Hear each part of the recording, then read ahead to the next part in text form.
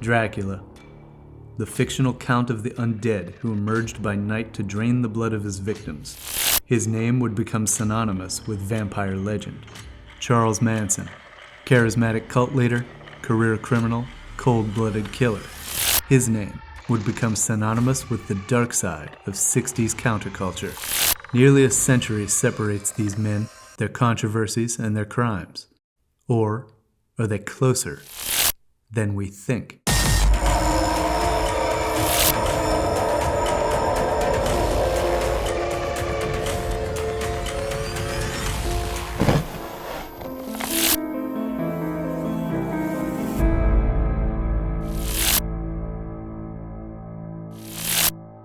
Charles Manson was born to an unwed 16-year-old mother in 1934 in Cincinnati, Ohio.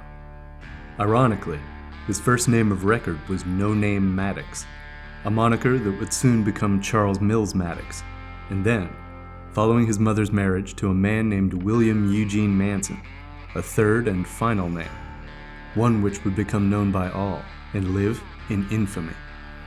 Things got off to a rocky start for the young Manson, with his mother receiving a 5-year prison sentence for assault and robbery before her son's 5th birthday.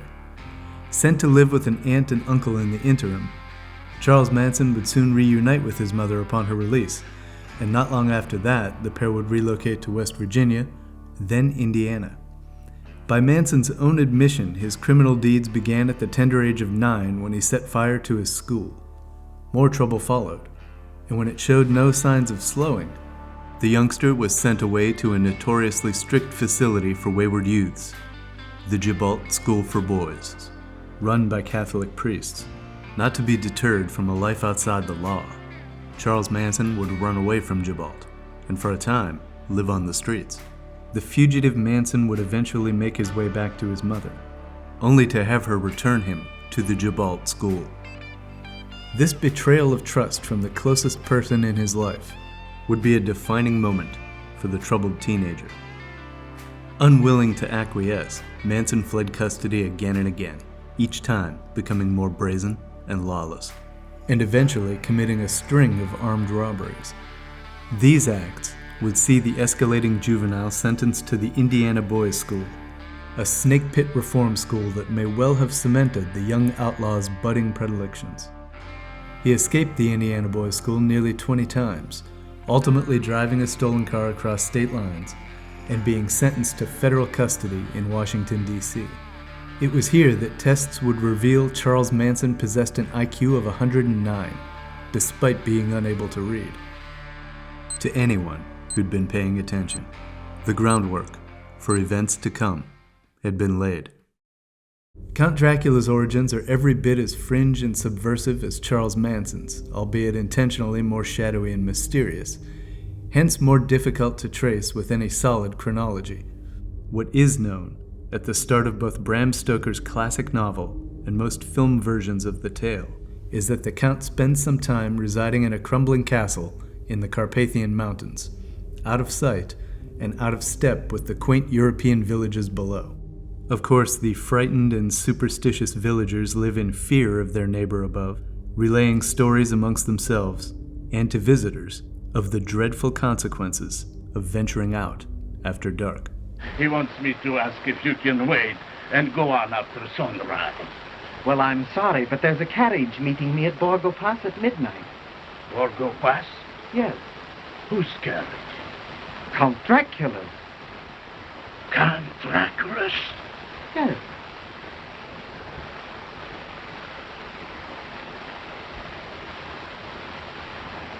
Castle Dracula? Yes, that's where I'm going. To the castle? Yes. No. One of the visitors regaled with such warnings is Jonathan Harker, or Renfield, as depicted in the 1931 Universal classic. A solicitor summoned from afar to assist Dracula in purchasing property in London.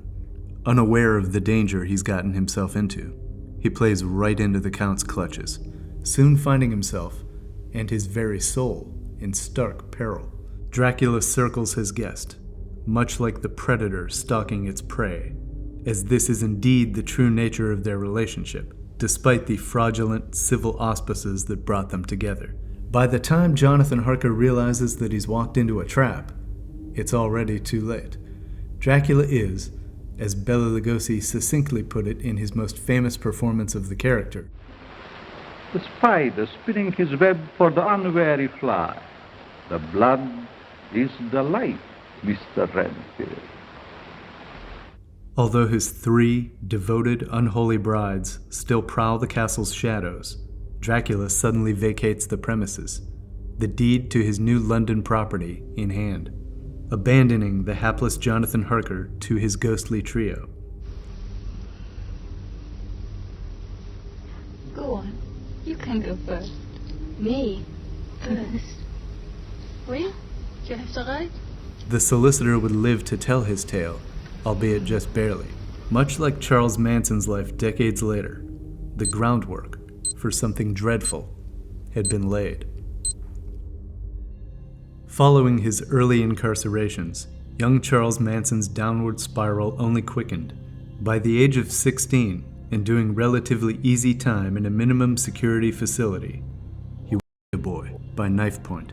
Transferred to federal custody in Virginia, his infractions only worsened, until he found himself in maximum security prison in Ohio. Surprisingly, Manson would be granted early parole for good behavior. When he married a waitress, some thought Charlie might clean up his act, but they'd be sorely mistaken after he relocated to California with his new bride in a stolen car.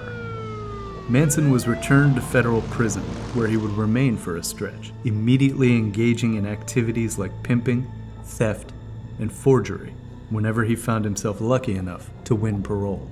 Ultimately spending over half his young life behind bars, Charles Manson would actually petition against his own upcoming parole, telling authorities that prison had become his home. With all roads now leading to California, Manson's most destructive act began its arc in San Francisco's Haight-Ashbury district, the epicenter of 60s counterculture and a shining beacon to those looking to tune in, turn on, and drop out. Haight-Ashbury attracted the marginalized, disenfranchised, and alternative, like moths to a flame. To fringe players like Charlie Manson, it was as close to home as the penitentiary.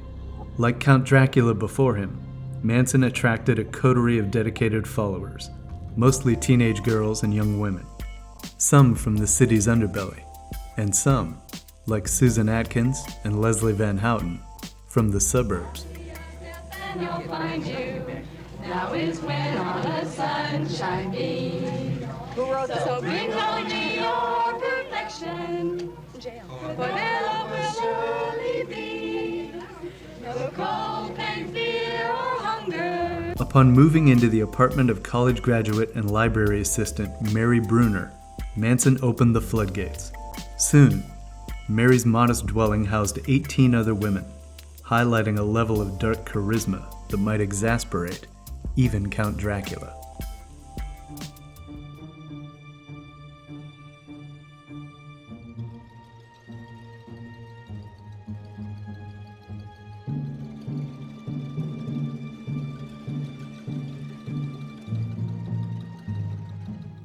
One of the most talked about facets of the Manson family is the sheer number of young women who willingly signed on, seemingly fiercely devoted and all-forgiving of some of the more unsavory details of day-to-day life in the family.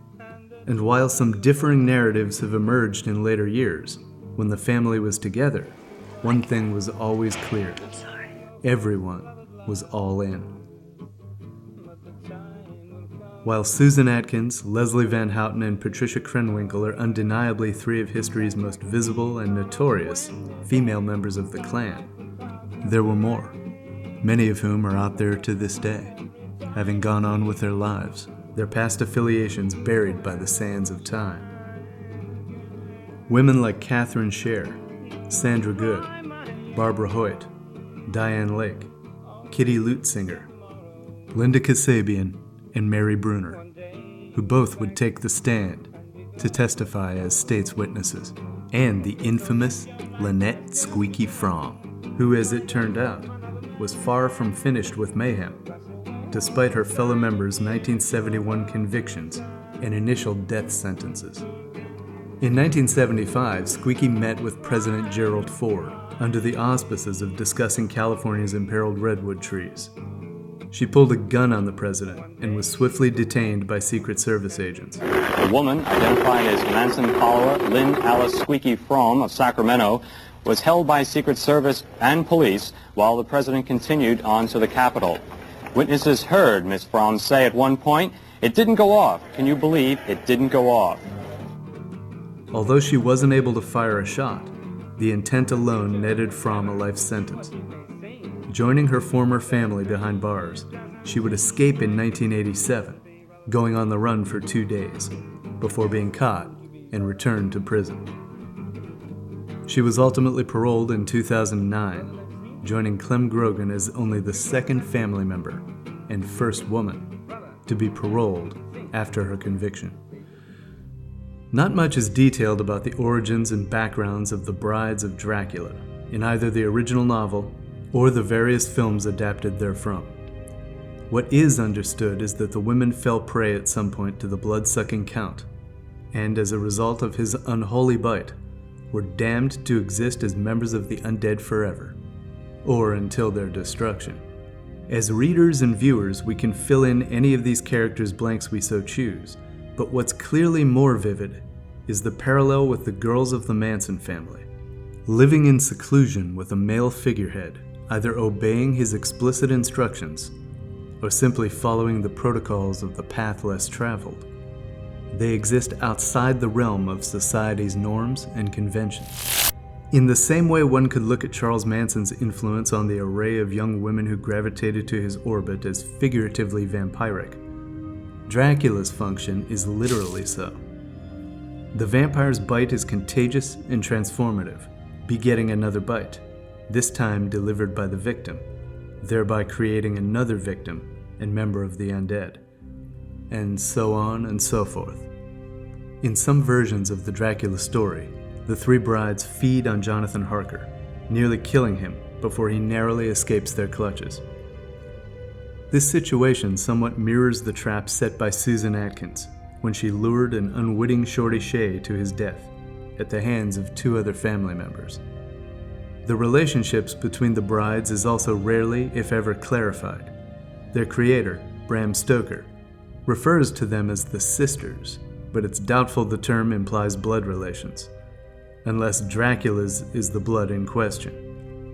And while there's a palpable sexual undercurrent to their presence, it's more probable that their simmering lust is purely and simply for blood. One common trait, however, remains clear when comparing the brides of Dracula and the Manson girls: their unwavering dedication to their appointed figureheads. Whether taken as a father figure, an object of desire, addiction, or all of the above, the women project their wants and needs on the men in question, and both men serve their own ends with measured manipulation. Bitter? No. When music teacher Gary Hinman ran afoul of Charlie's tightening circle, the startling nature of Manson's power and grip on his associates revealed itself. After being abducted, beaten, and shaken down for money, Hinman was ultimately stabbed to death by family member Bobby Beausoleil. Unbeknownst to many at the time, this crime would prove to be a tipping point for the terrible headline-making events soon to follow.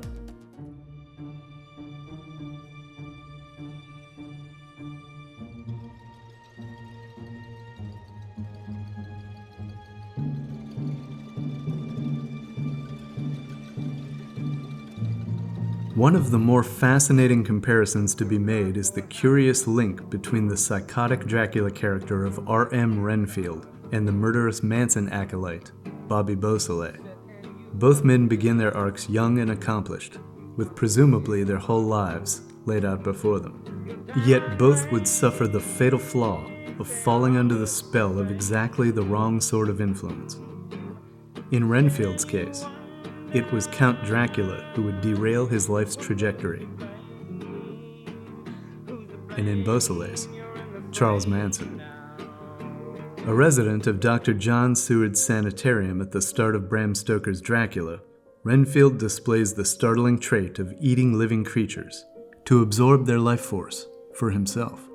Spiders, flies, moths, and birds all fall prey to Renfield's urges until he finally makes the leap to a human being and slashes Dr. Seward, drawing blood from the warden's arm to slurp from the floor. When Dr. Van Helsing and company become privy to the fact that the Count is telepathically operating through the lunatic Renfield, the noose begins to tighten. With the end drawing nearer, Renfield has a crisis of conscience and attempts to combat the Count's supernatural hold on him. Dracula's power, however, proves too much for the young madman, and he's ultimately killed by the vampire he called Master, ending once and for all the tragedy of R.M. Renfield. As for Bobby Beausoleil, the young musician and actor appeared primed for big things, or an interesting and creative life at the very least. A juvenile ex-con and drifter by the age of 15, Bobby's artistic skills saw him gravitate toward figures in the entertainment industry, who quickly recognized the scrappy youngster's talents. But when he became acquainted with the hippies out on Spahn Ranch, things took a hard U-turn for the worst. Being the roommate of the ill-fated Gary Hinman, 21-year-old Bobby found himself in the convenient position of being the one family member who could get closest to Hinman, once the music teacher crossed the streetwise Charlie Manson and found himself with a debt to pay. Bobby held Hinman hostage and tortured him for 3 days, along with Charlie, who infamously severed Hinman's ear with either a bayonet or a samurai sword, depending on which version of the story is to be believed. Soon after the bloody assault, the decision was made. Hinman had to die. Beausoleil stabbed Gary repeatedly, and then smothered him with a pillow, with the aid of Susan Atkins and Mary Bruner. The trio then employed the infamous family habit of leaving a message in blood to throw authorities off their trail. At a later court hearing, Beausoleil was famously quoted saying, "I'm at war with everybody in this courtroom. You better pray I never get out." Just like Dracula's Renfield, too weak-willed to realize he was being puppeteered by a master manipulator until it was too late, so did Bobby put his trust in Charles Manson and his family of acolytes. This error in judgment would spell ruin for the young man, who was given a life sentence at the tender age of 22. Beginning in 1978, Bobby Beausoleil received 18 parole hearings, ultimately to be rejected by the governor of California. Seems the authorities took him at his word all those years ago. Just as Charles Manson arrived in California with all the quietly destructive force of a deadly spreading disease, so did Count Dracula infiltrate city life in England to find a whole society of unwitting victims. Mingling undetected in their midst, the vampire carefully chooses his moments to strike, evading all early attempts to identify and stop him.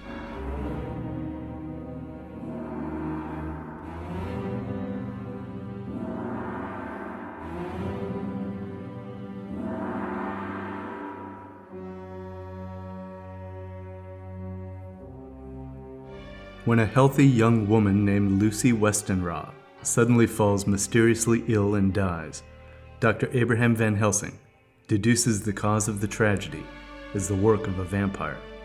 And, as newspapers soon begin reporting sightings of a beautiful woman terrorizing children around the city, Van Helsing convinces a group of friends to accompany him after dark to the local cemetery where Lucy was laid to rest. There, the men discover to their horror that the doctor's vampire theory is true, and that Lucy has become a vampire who emerges from her grave to prowl the city in search of blood. With no other options, they destroy the creature of the night by driving a stake through her heart.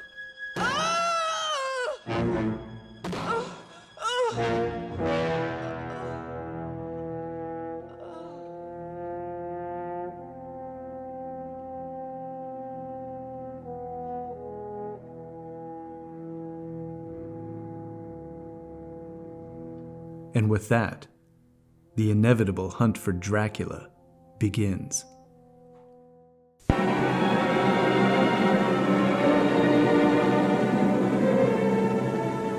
Joined by Lucy's best friend Mina Murray and the now recovered Jonathan Harker, who fills in the blanks for Dr. Van Helsing and Company by relaying his treacherous encounter with Count Dracula. The forces of good firmly aligned against the Prince of Darkness, prepared to stop his reign of terror at any cost. Just as Charles Manson exploited the vulnerable outcasts around him to gain their trust and devotion before using them as pawns in a sinister game, so too did Count Dracula, using the mental patient Renfield to gain entry to the asylum where his hunters have shored up against him, believing themselves safe. Similar to the early Manson family habit of stealing into houses in the dead of night to mischievously rearrange furniture, steal items, or just observe people sleep, an activity known as creepy crawling, Dracula begins visiting the sleeping Mina, draining her blood to slowly turn her to the dark side. Without question, the Count's manipulation of the poor fool Renfield to gain access to his enemies and attack them from within their own safe haven was the tipping point for the terrible events to follow. After a life spent bucking the system and breaking the law, Charles Manson's highest profile crimes occurred over 2 blood-drenched nights in August of 1969. To the outside world, it was just another summer of love, the fruition of the hippie ethos that had swept America just a couple years prior and transformed the country's landscape from the straight-laced apple pie society of the 50s into the free love, free-for-all of a new and vocal youth movement. But for the insular Manson family and their 5 unwitting victims, the midnight hour of August 9th may as well have been the eve of Armageddon. Just like Dracula holed up in his crumbling castle ruins before arriving in the big city to wreak bloody mayhem, so did members of the Manson family set out from their remote desert compound, the abandoned movie location known as the Spahn Ranch, to prowl the night for blood sacrifice. Or, as Charles Manson himself allegedly stated, as they were pulling out of the ranch driveway, Manson stopped the car, stuck his head in the window, and said, "Leave a sign. You girls know what I mean, something witchy."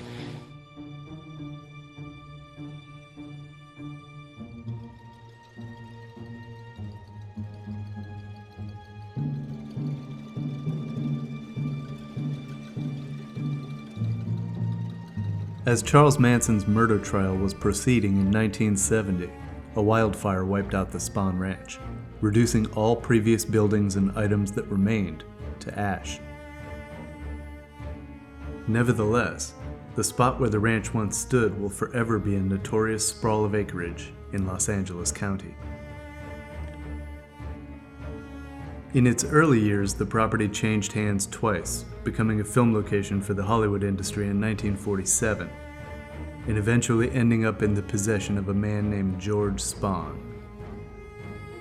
Spahn added horse rentals to the property's offerings, but along with the American movie Western, the ranch slid into a long, slow decline.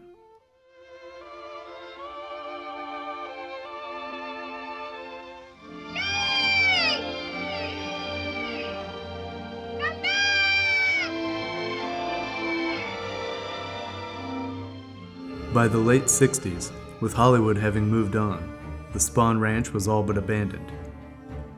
This caught the attention of a rogue band of glorified squatters, who would soon be known to the rest of the world as the Manson family.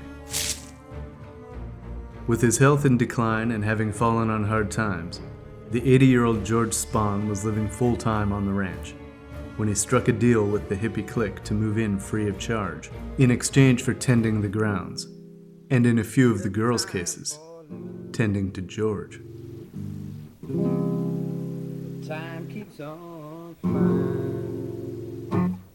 When Shorty Shea, one of Spahn's former employees, had a falling out with Manson, it would prove to be the first of several fatal encounters innocent people would have with the family. Susan Atkins tricked Shea into accompanying her to a secluded area of the sprawling acreage, where 2 other family members were waiting to attack.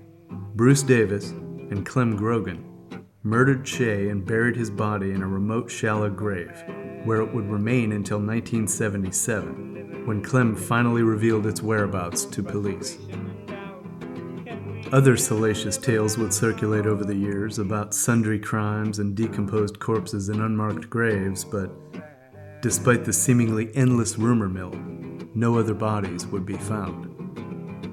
However, an eruption of grisly mass murder like the one that occurred on that hot summer weekend rarely comes out of nowhere.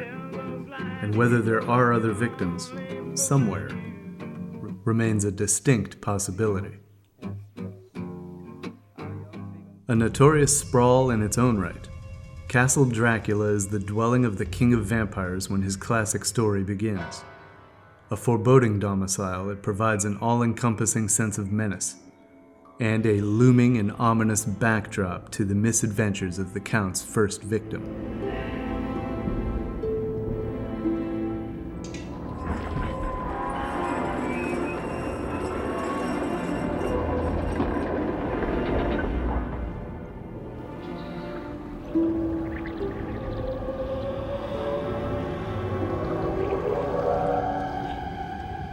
Welcome to my home. Although the castle is fictional,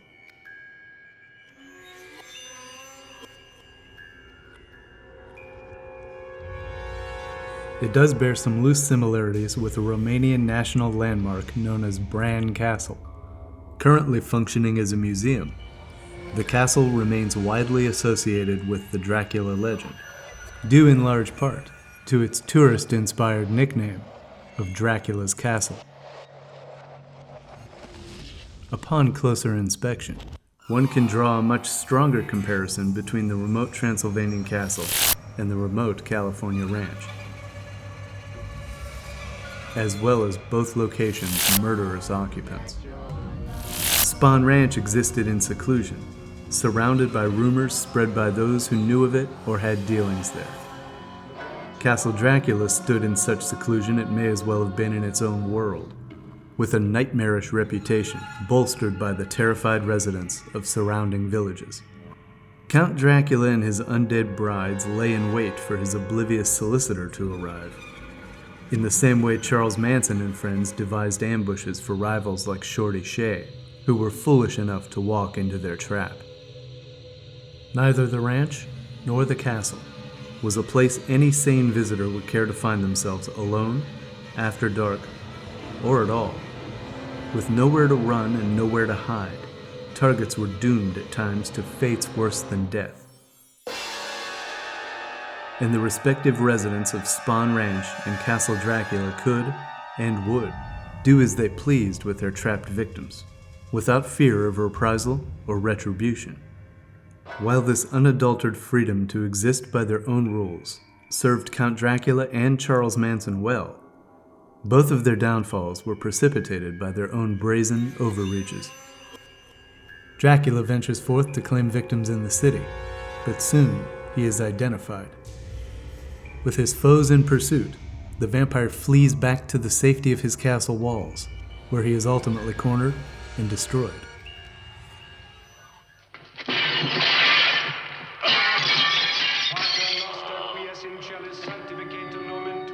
Manson, while not being present for his family's most infamous crime, surely knew their intentions on the night of August 9th, 1969. And when he did participate in the LaBianca home invasion on the very next night, he clearly knew and condoned the severity of their spree.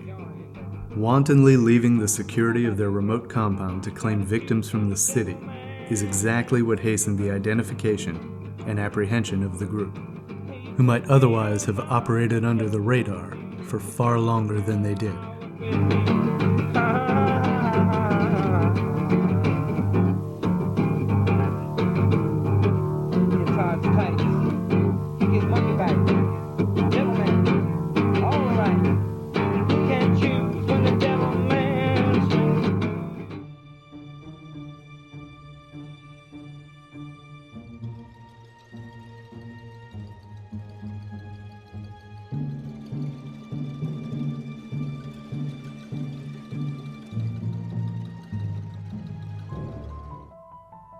Another parallel to be drawn is that which exists between the survivors of a vampire's bite and those who turn their backs on their flesh and blood relatives to live and sometimes kill with the Manson family. One might arrive at the conclusion that becoming a vampire and joining a cult are two extreme examples of the groupthink mentality that can pervade schools, workplaces, social media platforms, or any arena where groups of people mingle. And there is some truth in the assessment. But just as it takes a powerful force to bite an average human and turn them into a blood-craving fiend by night, it's a special kind of dark influence that can warp the minds of regular citizens enough to turn them into bloodthirsty spree killers. Traditionally, those unfortunate enough to incur the bite of the vampire, but who are not drained of so much blood that the result is death, find themselves cursed to walk the night with the insatiable craving for blood that drives the same one who bit them. In short, the bite of a vampire creates a vampire. In the case of the Manson family, steady drug use and insular lifestyles, combined with exposure to increasingly radical rhetoric, is what seems to have given the final nudge to some members who may have previously only teetered on the brink of extreme antisocial behavior. When Tex Watson, Susan Atkins, Patricia Krenwinkel, and Linda Kasabian descended upon Cielo Drive in the midnight hour of August 9th, whether or not one believes the prosecutor's Draculian tale that the dark leader Charles Manson was controlling their collective minds, the fact remains clear that Tex Watson led the charge on the night's gruesome actions with an apocalyptic and merciless bloodlust that would not be quelled until everyone he encountered lay dead. In the story of Dracula, Lucy Westenra and R.M. Renfield are the victims of the nefarious vampire's marionette string pullings, but throughout history's ample cinematic and literary vampire tellings, many characters have acted against their own wills, compelled by sinister supernatural forces stronger than their best inclinations. Indeed, the idea of losing control of oneself so fully that one becomes the very thing previously feared most seems to be an eternal point of fascination in the human mind. Many factors figure into the psychological mix of vampire legend. Religion, sexuality, and an individual's moral compass all play a part. But at its heart, the idea of the vampire can be boiled down to the age-old human conflict of life versus death, and the possibility of a life after death. There's a sense of spooky fun in reading or watching a vampire story from the safety of one's own home, where the imaginary terrors lurking in the night can't reach us. Sadly, this was not the case on the weekend of August 9th. Vampire lore holds that, in order to claim a victim at home, a vampire must first be invited in by the homeowner. If that were the case, 7 people may have lived to see another day. Tex Watson and his cohorts gained entry to the Cielo Drive house by cutting the screen of an open window to surprise the occupants as their night was winding down. And it was also Tex Watson who entered the LaBianca residence just a day later, and along with Van Houten and Krenwinkel, slaughtered the homeowners. While history paints Charles Manson's figure looming over these crimes like a malevolent specter, the fact remains that on that summer weekend, Charles Manson didn't murder anybody. One of a vampire's most fearsome and effective weapons is the use of mind control. And as was successfully argued by the Los Angeles prosecutor's office, Charles Manson was guilty of the same. The other end of your society, so you can ride your bicycles and do your thing. I live in your reform schools and your orphanages. I'm not against you. I'm not against you. Huh? Are you bitter? Bitter? No. But you feel you've paid some price so far in your life. Price? To society, you said it. Yeah, okay.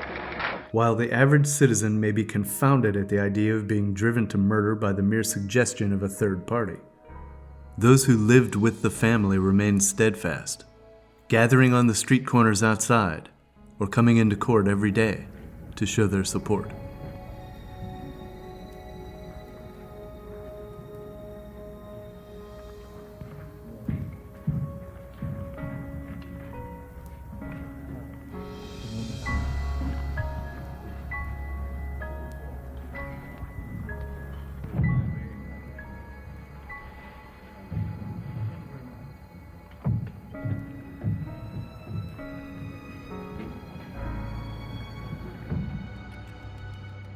Manson acolytes, Tex Watson, Susan Atkins, Patricia Krenwinkel, and Linda Kasabian arrived at director Roman Polanski's home on Cielo Drive in Los Angeles' Benedict Canyon and proceeded to systematically slaughter everyone they encountered.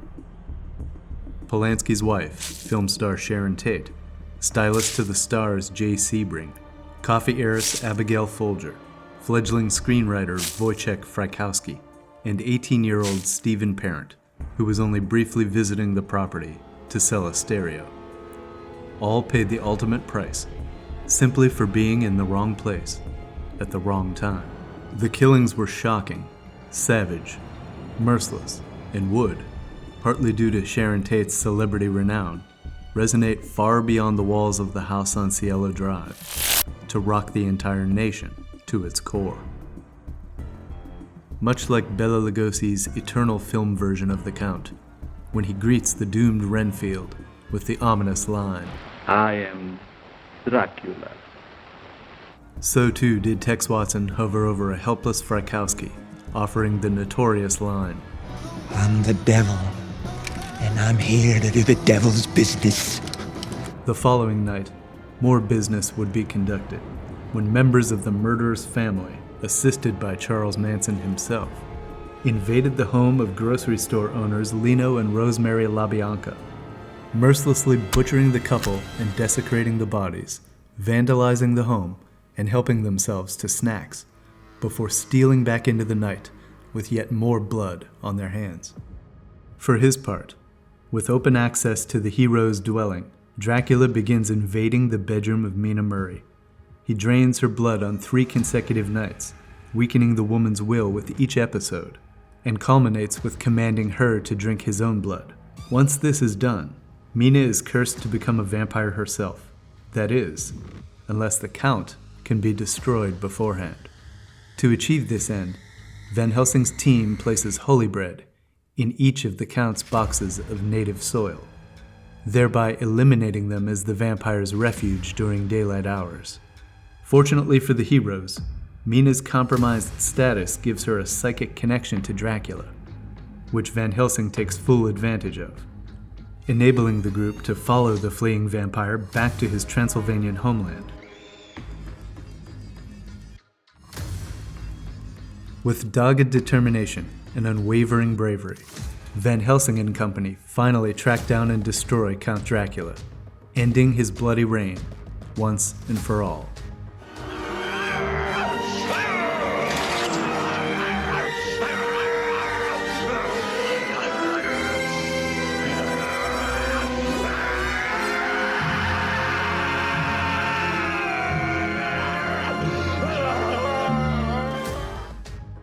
Although authorities would raid the Spahn Ranch and arrest Charles Manson for auto theft in the interim, months would pass before Los Angeles police became privy to the Manson family and its anarchic namesake's connection to the 7 brutal slayings that occurred that fateful August weekend. Once the head of the snake was figuratively cut off, much like decapitating a vampire so that it will rise no more, the real circus began. Despite a ridiculously far-fetched courtroom narrative by earnest prosecutor Vincent Bugliosi that struck some observers as pure fiction, a riveted public followed the spectacle closely, with a collective morbid curiosity previously unseen in American criminal justice. Headlines nationwide decried those drugged-up murderous hippies in California, and Americans from coast to coast began fastidiously doing something that was an afterthought just a decade earlier. They made extra sure to lock their doors and windows at night.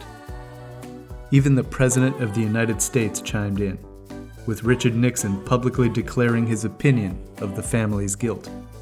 An ironic act, given the headlines he himself would make later in his second term.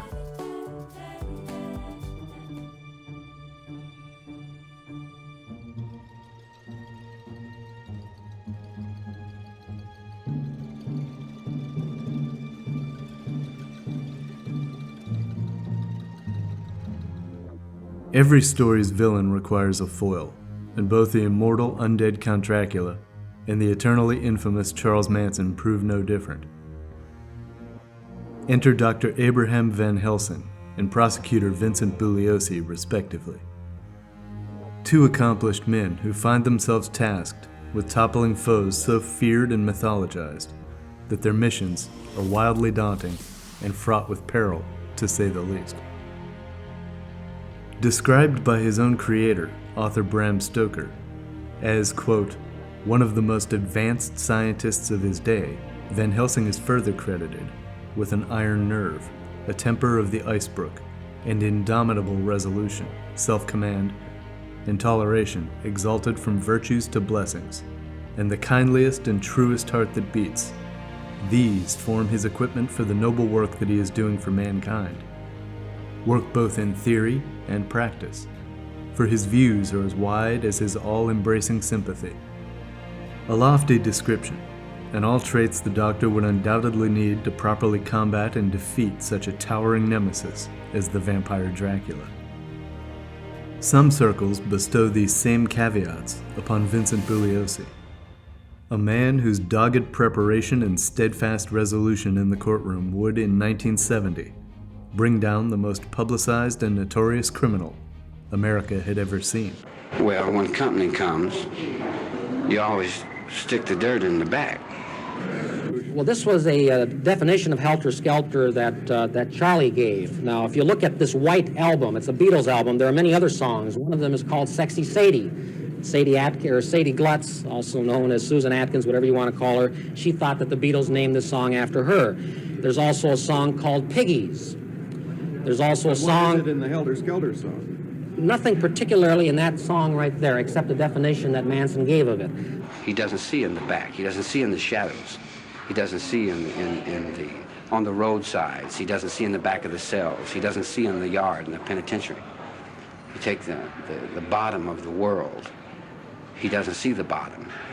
There's another song in that same album called Blackbirds, talking about blackbirds fixing their wings and rising up. Charles Manson said the blackbird meant the black man. The penitentiary is in the background, the think chambers. These are all think chambers. Do guys belong on a death row or a condemned row, if there is such a row? They belong in a place like this, if they've been convicted of murder and killing? Most of the people in here are just your reflections. They're your mistakes, so, as a collective society. Even though they have rebelled against that society? Well, they weren't born rebelling. They weren't born with the anger and frustration that they have. That had to be put on them by somebody. Somebody created them. To ignite helter-skelter, to start the black-white revolution, Manson envisioned that white people would turn against the black man if they thought the black man had committed these 7 murders, and ultimately there would be a civil war between blacks and whites out on the street. Your outside world programs people into education and knowledge. The inside unprograms people to wisdom and understanding. And that helter-skelter, as far out and as unbelievable and as bizarre as it is, was one of the prime motives for these murders. Now, keep in mind, the prosecution does not have the burden of proving motives. What do you think? I'm the one who's asking you. Yeah, but if I don't give you the answer that you want... Doesn't matter to me. It doesn't matter. It's your opinion. However, just as film actors like Peter Cushing and Anthony Hopkins interpreted some of Van Helsing's more flawed and obsessive traits, Bugliosi, although cast as the hero against a villain whom much of the world regarded as diabolical as Satan himself, was not a man without contradictions and glaring flaws of his own. When a Los Angeles milkman came forward with accusations of stalking and harassment because Bugliosi believed the man was having an affair with his wife, the accusations scuttled his run for county DA. And an alleged assault against a pregnant mistress that resulted in her miscarriage further soiled Vince's carefully cultivated good guy persona, calling into question the character of the man who spent decades trumpeting justice for all. Bugliosi's helter-skelter race war explanation that so famously secured the convictions for Manson and his co-defendants has been widely viewed as suspect, and outright refuted by multiple members of the family, as well as by Manson himself. Ever the earnest deputy district attorney, Vincent Bugliosi was not about to let myriad holes in his fantastical theory get in the way of a verdict. Well, this is an issue that the jury was already aware of. This came out, in fact, during the prosecution's case in chief. I will have a response to that, too. I think the jury will be looking for an answer to that, and I do intend to respond to it. The nation was riveted, and all eyes were watching closely. Manson and his gang were on the hook, and Bugliosi would be damned if he let those big fish get away. Just as Dr. Van Helsing trailed the fleeing Dracula all the way back to Transylvania, so did Bugliosi follow the members of the family down the psychedelic rabbit hole, where down was up, wrong was right, and the straight world was left far behind. If the prosecutor's office had to invent motives from a hippie horror movie playbook to achieve his ends, so be it. Do you intend in your rebuttal to answer all of those points individually? No, if I did that, Stan, I'd probably be there for about a week or so. I'm only going to respond to those points which, in my estimation, the jury wants an answer to. If I feel that the point is frivolous and they're not concerned with it, I'm certainly not going to take up the jury's time. And to be fair, Manson and his clan made it easy for the state to sensationalize their trial, with wild courtroom outbursts and street corner spectacles that made the circus seem dull in comparison. Like Hammer Horror's Van Helsing before him, who famously relayed his dalliances with darkness into a dictaphone, Bugliosi would go on to write a book about his work on the Manson trial. To say his account was a success would be a vast understatement, as Helter Skelter quickly cemented its place as one of the most read true crime books ever written, regardless of whether every detail contained in its pages is truth or not.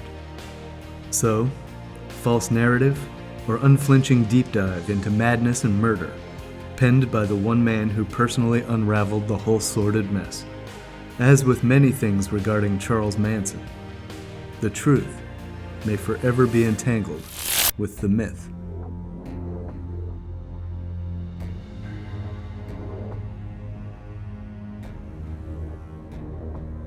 When the dust finally settled, following the longest and craziest roller coaster ride of a murder trial America had ever seen, Charles Manson and each of his associates were found guilty and convicted on all counts of crimes which by 1971 had insinuated their way into the public consciousness and would inform nightmares forevermore. For his long-awaited sentencing, Manson would shave his head and fork his beard, echoing for the trained microphones Tex Watson's ominous line from 2 years earlier when he stated, "I am the devil, and the devil always has a bald head." Or, as uttered by a different monster, in a different time, a darkly charismatic usurper whose deliberate actions would also facilitate his own downfall. I am Dracula. If we look close enough, in the right light, Count Dracula's tale is rife with comparisons to Charles Manson's. From brainwashed brides to bedroom break-ins. From plotting mayhem in isolated compounds to brazen bloodlust for innocent victims. Count Dracula emerged from the shadows, cloaked in the nightmares and rumors of those who knew his imminent menace best. By that same token, Charles Manson emerged from the penitentiaries he'd grown to call home, awash in the files and reports of those who knew all too well the dangers he posed. No amount of awareness by these appointed guardians would be enough to prevent the horrors that would soon ensue with these two monsters on the loose. Indeed, both Manson and Dracula, stars of their own dark operas, acted as virtual wrecking balls to the respective societies they targeted. Decades have separated them, one operating in the realm of fiction, the other in the all-too-real world. They say that eyebrows that meet in the middle mean that you've got homicidal tendencies. So, you know. How are you different from the maniacs on the outside? And why do you call them maniacs? Because you know something, they think you are one. Yeah, it would reflect. If you hold the negative up to the light, you don't see the light, you just see the negative. So I'm a reflection of your negative. There's no doubt about that. Action.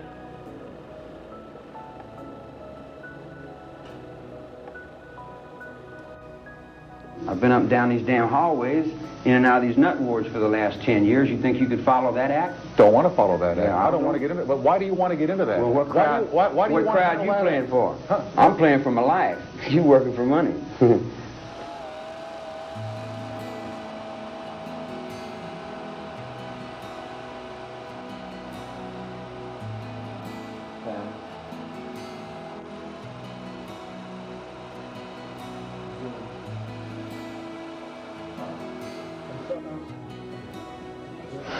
What does that mean, you're playing for your life? I'm working for my life, mister. I'm not playing for money. What do you mean you're working for keeps? I mean you're working for your life. I'm playing for real. What does that mean, you're playing for real? How are you That's playing something for your you life? can't buy. When you say you're playing for your life, am I to Yeah. assume that you think that someday you're going to get out of here? Get out of here. Get out of here. Where would I go? Let's see.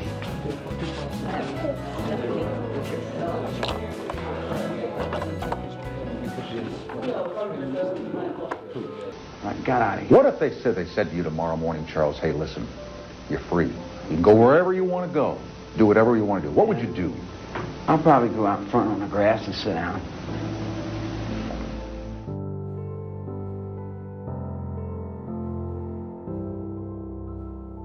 The character of Count Dracula is generally destroyed at the end of every telling of his tale. Of course, entertainment never lets a pesky thing like death keep a good bad guy down. And to date, Dracula has returned to wreak havoc in countless productions of the stage and screen.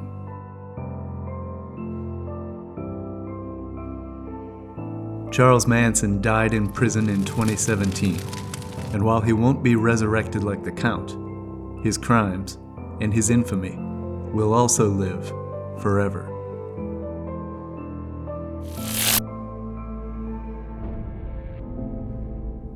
Two different villains in two different worlds. But as we've come to find out, they're closer than we think.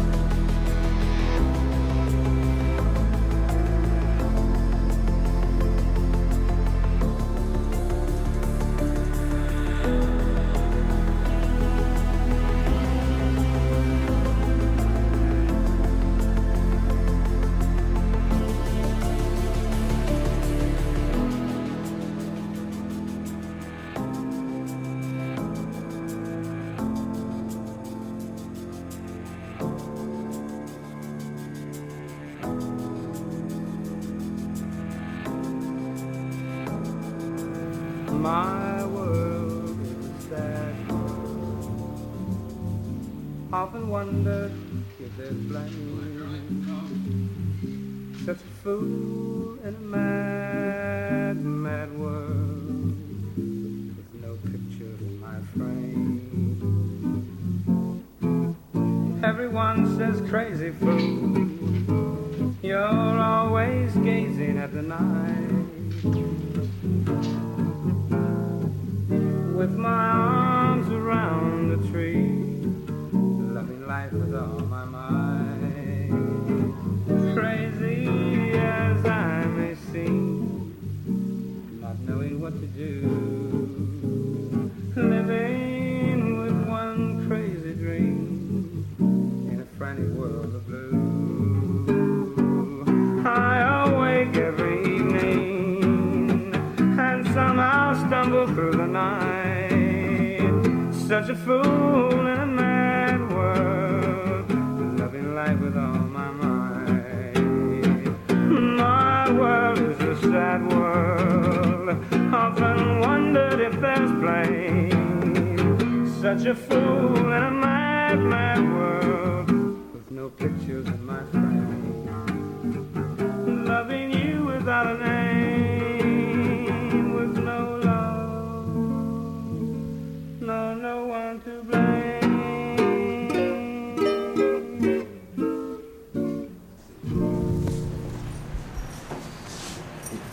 What do you think? Everything. Nothing. To die, to be really dead, that must be glorious. When the evening sun goes down, you're gonna find me hanging around. Hey, this nightlife, it ain't no good life, but it's my life.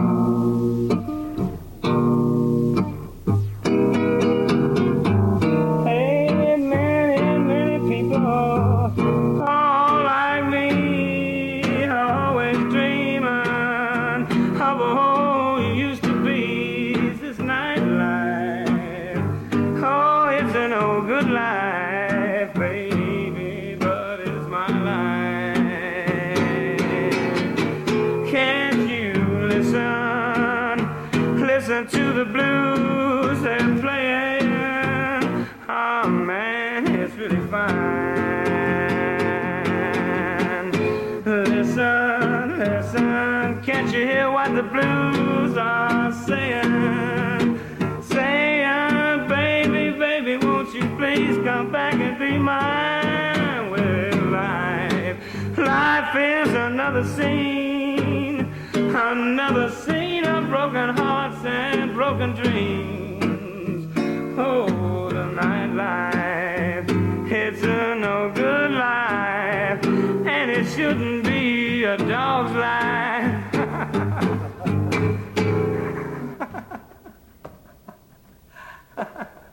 Well, give me a little time. You know, I'm not used to a lot of people. You know, who's people, man?